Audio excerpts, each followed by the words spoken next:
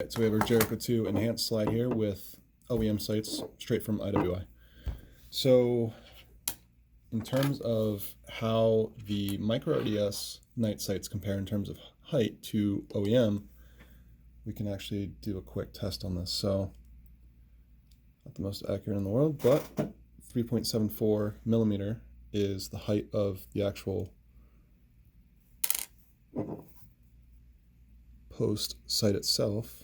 And you can see how there's a little air gap between the sight and the slide itself. So it's not going to be super accurate, but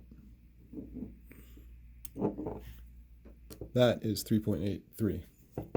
Go back to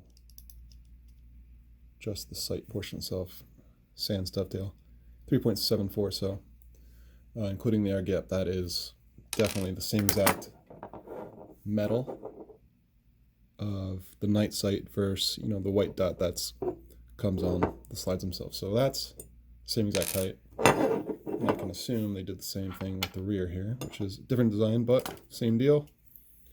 We're going to measure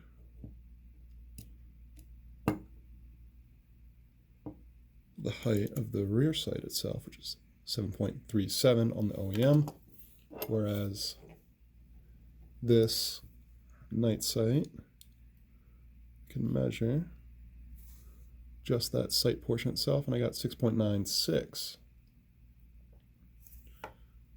remeasure there, 6.96. Measure the OEM real quick, just so